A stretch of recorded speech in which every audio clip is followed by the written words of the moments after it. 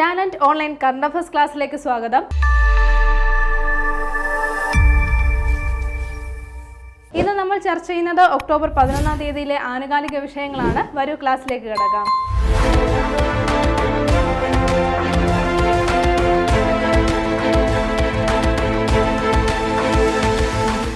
Kerala PSCയുടെ CPO എക്സാമിന് വേണ്ടി prepare ചെയ്യുന്നവർക്കായി Talent Academy CPO rank file പുറത്തിറക്കിയിട്ടുണ്ട്. CPO എക്സാമിൽ വരുന്ന 20 മാർക്കിന്റെ സ്പെഷ്യൽ ടോപ്പിക് ഉൾപ്പെടെയാണ് ഈ ഒരു റാങ്ക് ഫയൽ പ്രിപ്പയർ ചെയ്തിട്ടുള്ളത്.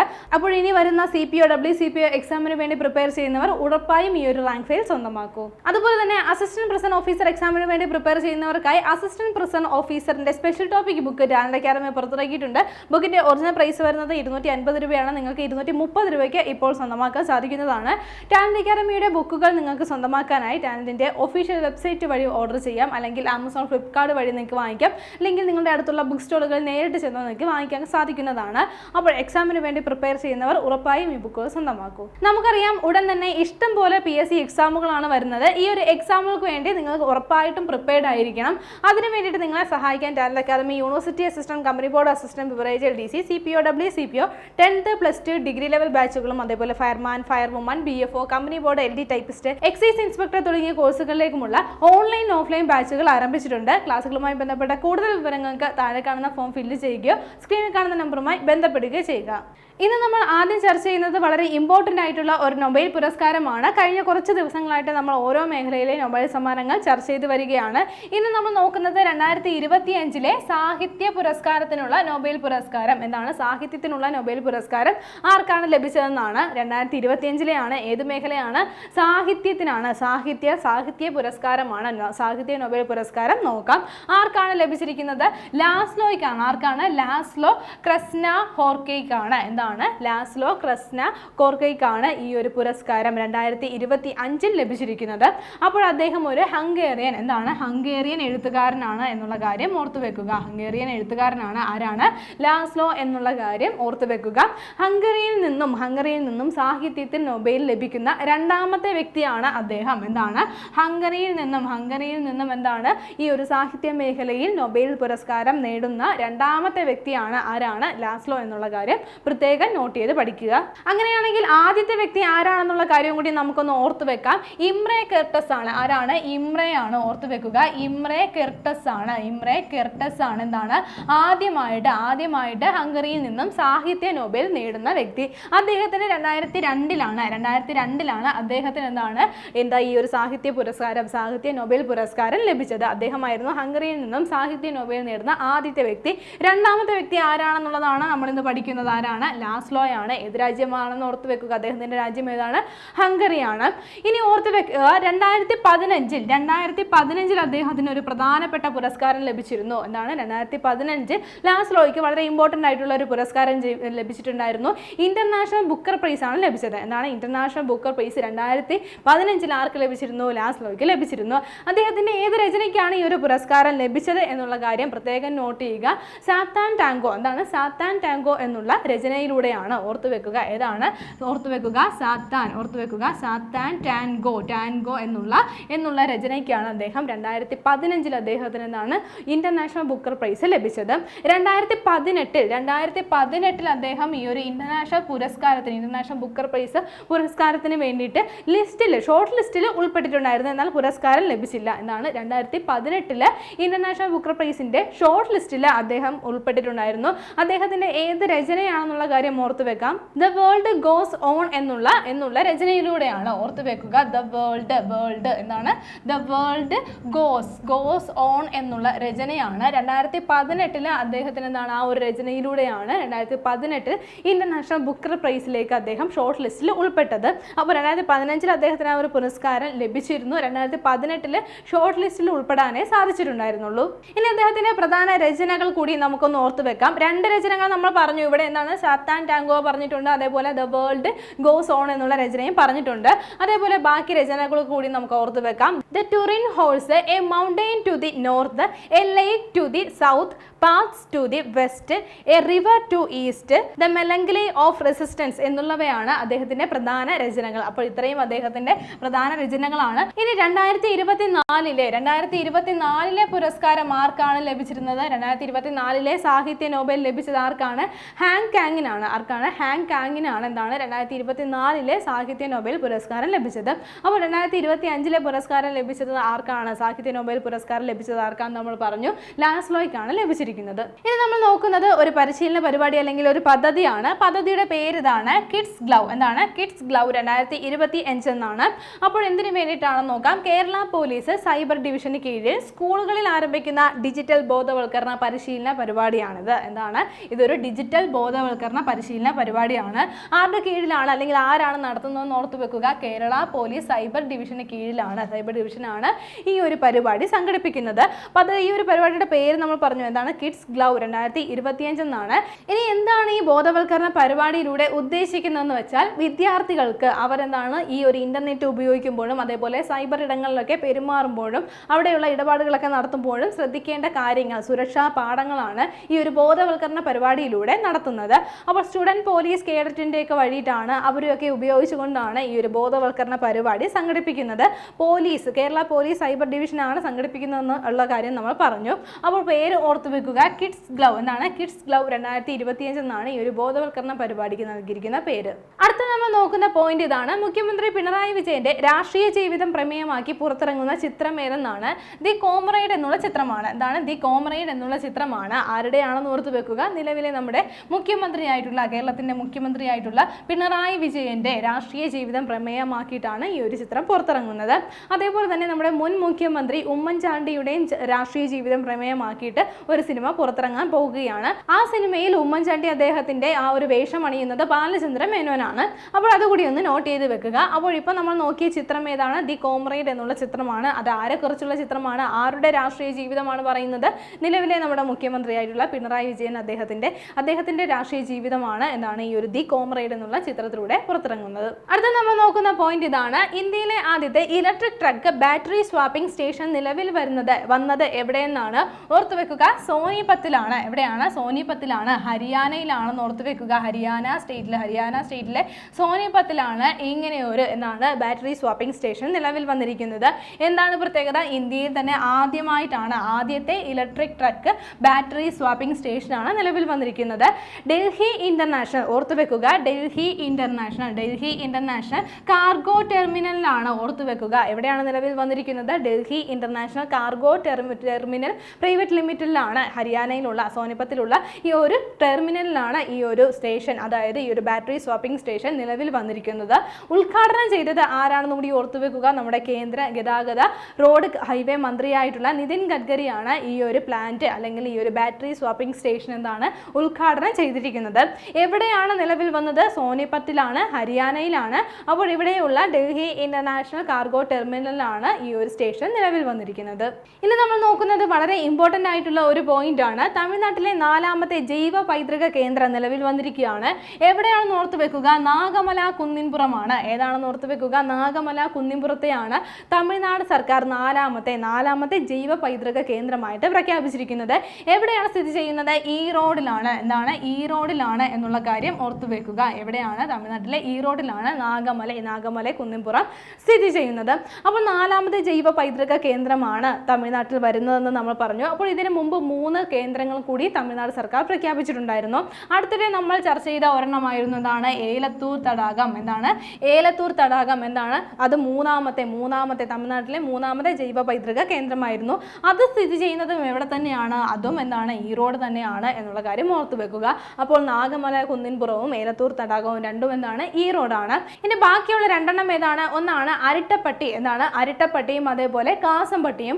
അരിട്ടപ്പട്ടി എവിടെയാണ്? അത് മധുരയിലാണ്. എവിടെയാണ്? മധുരയിലെ അരിട്ടപ്പട്ടിയും അതേപോലെ ദിണ്ടിക്കല്ലിലെ പട്ടിയും ഇതേപോലെ തമിഴ്നാട് സർക്കാർ ജൈവവൈദ്യ കേന്ദ്രമായിട്ട് പ്രഖ്യാപിച്ചിട്ടുള്ളവയായിരുന്നു. അപ്പോൾ അത് കഴിഞ്ഞിട്ടാണ് ഏലത്തൂർ തടാകം വന്നത്. ഇപ്പോഴെന്താണ് നാഗമലൈ കുന്നിൻപുറവും വന്നിരിക്കുകയാണ്. അപ്പോൾ ഇതോടെ എന്താണ് നാല് ജൈവവൈവിധ്യ കേന്ദ്രങ്ങളാണ്, പൈതൃക കേന്ദ്രങ്ങളാണ് എവിടെ വന്നിരിക്കുന്നത്, തമിഴ്നാട്ടിൽ നിലവിൽ വന്നിരിക്കുന്നത്. അടുത്തത് കർണാടകയിലെ ഒരു പദ്ധതിയാണ് നമ്മൾ ചർച്ച ചെയ്യുന്നത്. പദ്ധതിയുടെ പേര് ഇതാണ് നീരിധരേ നാളെ. എന്താണ് നീരിധരേ നാളെ എന്നുള്ള ഒരു പദ്ധതിയാണ്. പദ്ധതി എന്തിനു വേണ്ടിയിട്ടാണ് ഓർത്തു വെക്കുക? ഭൂഗർഭജല വികസനത്തിന് വേണ്ടിയിട്ടാണ്. എന്താണ് ഭൂഗർഭജല വികസനത്തിന് വേണ്ടിയിട്ടാണ്. എന്താണ് ഫ്യൂച്ചറിലേക്കും കൂടി വാട്ടർ ജലം എന്താണ് കരുതി വെക്കുക, ഭൂഗർഭജലം കരുതി വെക്കുക എന്നുള്ള ആശയത്തെ അടിസ്ഥാനമാക്കിയിട്ടാണ് എന്താണ് നീരിധരേ നാളെ എന്നുള്ള പദ്ധതി ആവിഷ്കരിച്ചിരിക്കുന്നത്. അപ്പോൾ ഇങ്ങനെ ഒരു പദ്ധതി ആരംഭിച്ച സംസ്ഥാനം ഏതാണ്? കർണാടകയിലാണ് ഇങ്ങനെ പദ്ധതി ആവിഷ്കരിച്ചിട്ടുള്ളത്. അപ്പോൾ കർണാടക ജില്ലയിലെ ഭൂഗർഭജലം ചൂഷണം ചെയ്യപ്പെടുന്ന 15 ജില്ലകളെ അടിസ്ഥാനമാക്കിയിട്ടായിരിക്കും ഈ ഒരു പദ്ധതി ആവിഷ്കരിക്കുന്നത്, നടപ്പിലാക്കുന്നത്. അപ്പോൾ എന്താണ് പദ്ധതി? നീരിധരേ നാളെ എന്നുള്ള പദ്ധതിയാണ്. ഇത് ആരംഭിച്ച സംസ്ഥാനം ഏതാണ്? കർണാടകയാണ്. അടുത്തൊരു ആപ്പാണ് നമ്മൾ പരിചയപ്പെടുന്നത്. മുംബൈ 1 എന്നുള്ള ആപ്പാണ്. ഇന്ത്യയിലെ ആദ്യത്തെ സംയോജിത മൊബിലിറ്റി ആപ്പാണിത്. എന്താണ് പ്രത്യേകത? ഇന്ത്യയിലെ ആദ്യത്തെ സംയോജിത മൊബിലിറ്റി ആപ്പാണ് എന്താണ് മുംബൈ 1 എന്നുള്ള ഈ ഒരു ആപ്പ്. നമുക്കറിയാം മുംബൈ എന്താണ് ഒരു മെട്രോപൊളിറ്റൻ സിറ്റിയാണ്. അപ്പോൾ ഈ സിറ്റിയിലുള്ള 11 പൊതുഗതാഗത ഓപ്പറേറ്റർമാരെ സംഘടിപ്പിച്ചുകൊണ്ടാണ് ഇത്തരത്തിലൊരു ആപ്പ് പുറത്തിറക്കിയിരിക്കുന്നത്. ഈ ആപ്പ് വഴി നമുക്ക് ചെയ്യാൻ പറ്റുന്നത്, യാത്രക്കാർക്ക് ചെയ്യാൻ പറ്റുന്നത്, യാത്രക്കാർക്ക് അവരുടെ യാത്രകൾ പ്ലാൻ ചെയ്യുന്നതിനും അതേപോലെ ബുക്ക് ചെയ്യുന്നതിനും തുടങ്ങിയിട്ടുള്ള കാര്യങ്ങളെല്ലാം ഇതിലൂടെ സാധ്യമാവുന്നുണ്ട്. അപ്പോൾ ഏത് സംവിധാനത്തിലൂടെയാണ് ഇതുപോലെ 11 പൊതുഗതാഗത സംവിധാനത്തിലേക്ക് വേണ്ടിയിട്ടാണ് അവരെല്ലാം ഇൻ്റഗ്രേറ്റ് ചെയ്തുകൊണ്ടാണ് ഈ ഒരു ആപ്പ് പുറത്തിറങ്ങുന്നത്. ഇതിലൂടെ അവർക്ക് പ്ലാൻ ചെയ്യുവാനും യാത്രകൾ പ്ലാൻ ചെയ്യാനും അതേപോലെ ടിക്കറ്റുകൾ ബുക്ക് ചെയ്യുവാനും ഒക്കെ സാധിക്കുന്നതായിരിക്കും. ആപ്പിൻ്റെ പേര് ഓർത്ത് വെക്കുക, മുംബൈ 1 എന്നാണ് ആപ്പ്. ആപ്പിൻ്റെ പ്രത്യേകത എന്താണ്? ഇത്തരത്തിൽ ഇന്ത്യയിലെ ആദ്യത്തെ സംയോജിത മൊബിലിറ്റി ആപ്പാണിത്. അടുത്ത നമ്മൾ നോക്കുന്ന പോയിന്റ് ഇതാണ്. രാജ്യത്തെ ആദ്യ സമ്പൂർണ്ണ സൗരോർജ്ജ മൃഗശാല നിലവിൽ വരുന്നത് എവിടെയെന്നാണ് ഓർത്ത് വെക്കുക. ഏതാണ് നിലവിൽ വരാൻ പോകുന്നത്? ബെന്നാർഘട്ട ബയോളജിക്കൽ പാർക്കാണ് ഇങ്ങനെ ഒരു അപ്ഡേഷനിലേക്ക് വരുന്നത്. എന്താവുകയാണ്? രാജ്യത്തെ തന്നെ ആദ്യത്തെ സമ്പൂർണ്ണ സൗരോർജ്ജ മൃഗശാലയായിട്ട് മാറുകയാണ്. ബെന്നാർഘട്ട ബയോളജിക്കൽ പാർക്കാണ് എന്നുള്ള കാര്യം ഓർത്തു വെക്കുക. എന്താണ് ബെന്നാർഘട്ട ബയോളജിക്കൽ പാർക്കാണ് ഇങ്ങനെ ഒരു അപ്ഡേഷൻ വരുന്നത്. ഏത് സ്റ്റേറ്റിലാണ് ഈ ഒരു ബയോളജിക്കൽ പാർക്ക്? കർണാടകയിലാണ്. എവിടെയാണ്? കർണാടകയിലാണ്. കർണാടക സംസ്ഥാനത്താണ് ബെന്നാർഘട്ട ബയോളജിക്കൽ പാർക്ക് സ്ഥിതി ചെയ്യുന്നത്. അപ്പോൾ ഈ പാർക്ക് എന്താവുകയാണ്? രാജ്യത്തെ തന്നെ ആദ്യ സമ്പൂർണ്ണ സൗരോർജ്ജ മൃഗശാലയായി മാറാൻ പോവുകയാണ്. ഇനി ഒരു ഭാഗ്യചിഹ്നമാണ് നമ്മൾ നോക്കുന്നത്. 2025 സ്കൂൾ ഒളിമ്പിക്സിന്റെ ഭാഗ്യചിഹ്നം ഏതെന്നാണ് ഓർത്തു വെക്കുക. തങ്കു എന്നുള്ളതാണ്. എന്താണ്? തങ്കു എന്നുള്ള ഒരു മുയലാണ് എന്നുള്ള കാര്യം നോട്ട് ചെയ്യുക. അപ്പോൾ എന്താണ് 2025 സ്കൂൾ ഒളിമ്പിക്സിന്റെ ആണ്. സ്കൂൾ കായികമേള എന്താണ് ഒളിമ്പിക്സ് രീതിയിൽ നടത്തുന്ന സ്കൂൾ ഒളിമ്പിക്സിന്റെ ഭാഗ്യചിഹ്നമാണ് നമ്മൾ നോക്കിയത്. തങ്കു എന്നുള്ള മുയലാണ് ഈ ഒരു ഭാഗ്യചിഹ്നം. ഇനി വേദി എവിടെയാണെന്ന് നമ്മൾ കഴിഞ്ഞ ഒരു ക്ലാസ്സിൽ ചർച്ച ചെയ്തിട്ടുണ്ടായിരുന്നു. TVML ആണ്. എന്താണ്? തിരുവനന്തപുരത്താണ് 2025 സ്കൂൾ ഒളിമ്പിക്സ് നടക്കുന്നത്. ഇനി ഇതിന്റെ ബ്രാൻഡ് അംബാസഡർ കൂടി വന്നിരിക്കുകയാണ്. അതാരാണ്? സഞ്ജു സാംസൺ ആണ്. ആരാണ്? സഞ്ജു സാംസൺ ആണ്. ക്രിക്കറ്റ് താരമായിട്ടുള്ള സഞ്ജു സാംസൺ ആണ് എന്താണ് 2025 സ്കൂൾ ഒളിമ്പിക്സിന്റെ ബ്രാൻഡ് അംബാസഡർ. ഇനി ഭാഗ്യചിഹ്നം ഏതാണ് നമ്മൾ പറഞ്ഞു? തങ്കു എന്നുള്ള മുയലാണ്.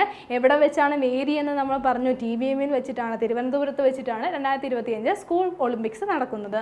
അടുത്തത് ഒരു ഇന്ത്യൻ താരത്തിന്റെ നേട്ടമാണ് നമ്മൾ ചർച്ച ചെയ്യുന്നത്. ജൂഡോ ജൂനിയർ ലോക ചാമ്പ്യൻഷിപ്പിൽ മെഡൽ നേടിയ ആദ്യ ഇന്ത്യൻ താരം ആരെന്നാണ് ഓർത്തു വെക്കുക.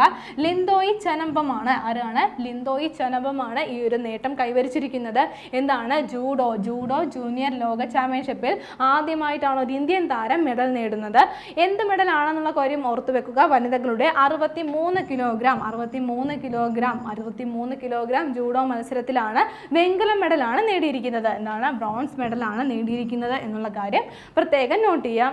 ഇനി ഒരു മത്സരം നടന്നത് എവിടെ വെച്ചാണ്? പെറുവിൽ വെച്ചിട്ടാണ്. എവിടെയാണ്? പെറുവിൽ വെച്ചിട്ടാണ് 2025 ജൂഡോ ജൂനിയർ ലോക ചാമ്പ്യൻഷിപ്പ് നടന്നത്. അപ്പോൾ ഈ ഒരു മത്സരത്തിൽ ആദ്യമായിട്ടാണ് ഇങ്ങനത്തെ ഒരു ജൂനിയർ ലോക ചാമ്പ്യൻഷിപ്പിൽ ആദ്യമായിട്ടാണ് ഒരു ഇന്ത്യൻ താരം മെഡൽ സ്വന്തമാക്കുന്നത്.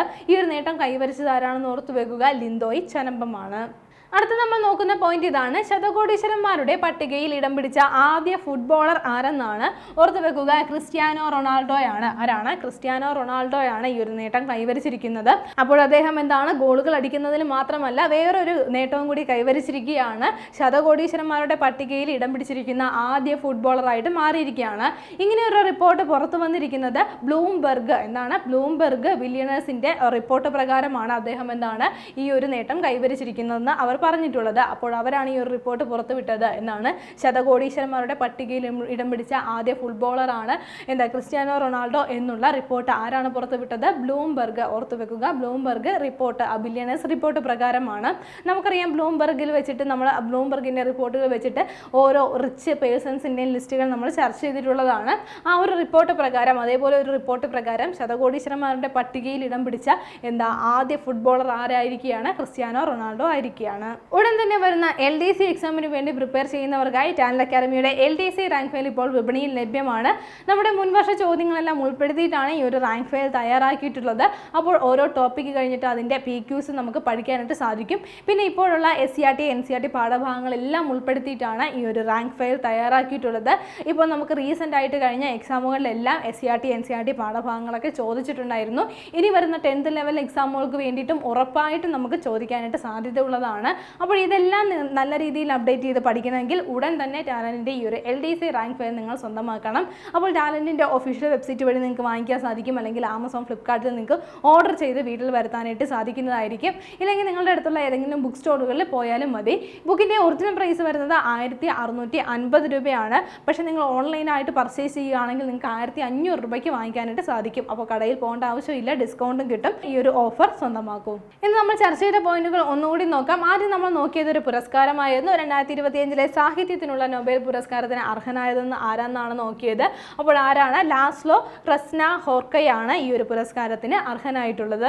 അത് കഴിഞ്ഞ് നമ്മൾ നോക്കിയത് ഒരു ബോധവൽക്കരണ പരിപാടിയായിരുന്നു. കേരള പോലീസ് സൈബർ ഡിവിഷന് കീഴിലാണ് സ്കൂളുകളിൽ ആരംഭിക്കുന്ന ഒരു ഡിജിറ്റൽ ബോധവൽക്കരണ പരിശീലന പരിപാടിയാണ് കിഡ്സ് ഗ്ലൗ 2025 എന്നുള്ള ഈ ഒരു പരിപാടി.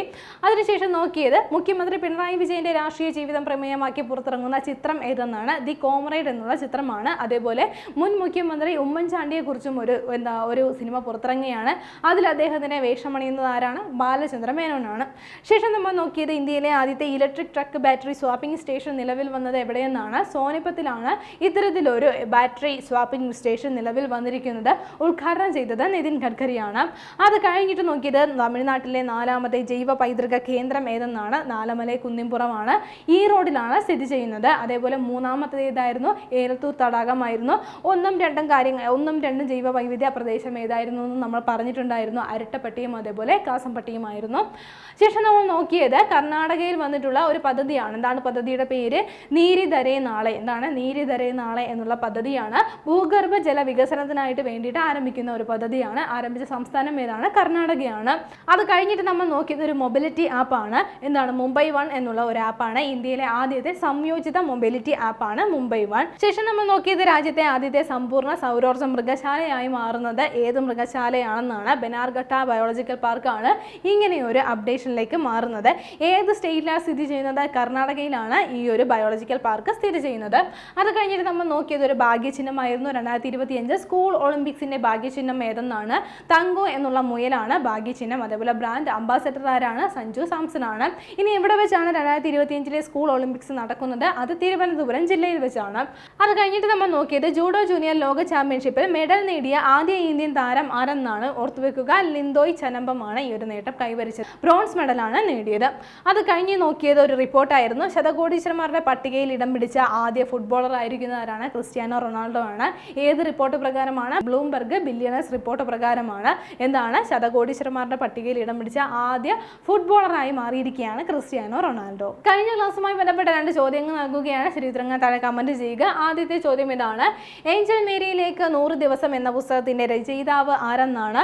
Option A E Santhosh Kumar, option B M Mukundan, option C S Harish, option D S K Vasanthan. അടുത്ത ചോദ്യം ഇതാണ്. 2025 നവംബറിൽ തിരഞ്ഞെടുപ്പ് നടക്കുന്ന സംസ്ഥാനം ഏതെന്നാണ്. Option A Gujarat, option B Rajasthan, option C Bihar, option D Madhya Pradesh. ശരിയുത്തരങ്ങൾ താഴെ കമന്റ് ചെയ്യുക. കഴിഞ്ഞ ക്ലാസ്സിൽ നൽകിയിരുന്ന ചോദ്യങ്ങളുടെ ഉത്തരങ്ങൾ ചർച്ച ചെയ്യും. ആദ്യത്തെ ചോദ്യം ഇതായിരുന്നു. ലോകത്തിലെ ഏറ്റവും ഉയരത്തിൽ സ്ഥിതി ചെയ്യുന്ന മോട്ടോറബിൾ റോഡ് നിലവിൽ വന്നത് എവിടെയെന്നാണ്. ഓപ്ഷൻ സി ആണ് ശരിയുത്തരം. എവിടെയാണ്? ലഡാക്കിലാണ് നിലവിൽ വന്നത്. എത്രയായിരുന്നു അതിന്റെ ഉയരം എന്ന് ഓർത്തു വെക്കുക. 19,400 അടി ഉയരമായിരുന്നു ഉണ്ടായിരുന്നത്. ഇത് നിർമ്മിച്ചതാരാണ്? ബോർഡർ റോഡ്സ് ഓർഗനൈസേഷൻ ആണ് നിർമ്മിച്ചത്. ഇതിലൂടെ അവർ പുതിയ ഗിന്നസ് റെക്കോർഡ് നേടിയിരിക്കുകയാണ്. അത് കഴിഞ്ഞിട്ട് രണ്ടാമത്തെ ചോദ്യം ഇതായിരുന്നു. അടുത്തിടെ പൊട്ടിത്തെറിച്ച ഇന്ത്യയിലെ ഏക ചെളി അഗ്നിപർവ്വതം സ്ഥിതി ചെയ്യുന്നത് എവിടെയെന്നാണ്. ശരിയുത്തരം ഏതാണ്? ഓപ്ഷൻ ബി ആണ്. എവിടെയാണ്? ബരാട്ടാങ്ങിലാണ് സ്ഥിതി ചെയ്യുന്നത്. ആൻഡമാൻ ജില്ലയിലെ ബരാട്ടാങ്ങിലാണ് ഈ ഒരു അഗ്നിപർവ്വതം സ്ഥിതി ചെയ്യുന്നത്. 20 വർഷങ്ങൾക്ക് ശേഷം ഈ ഒരു അഗ്നിപർവ്വതത്തിൽ ഇപ്പോൾ സ്ഫോടനം ഉണ്ടായിട്ടുണ്ടായിരുന്നു. ഇന്ന് നമ്മൾ ഡിസ്കസ് ചെയ്ത പോയിന്റുകൾ എല്ലാവർക്കും മനസ്സിലായി കാണുമെന്ന് വിശ്വസിക്കുന്നു. നന്നായി പഠിക്കുക, നന്നായി മുന്നേറുക. മറ്റൊരു ക്ലാസ്സുമായി വീണ്ടും കാണാം.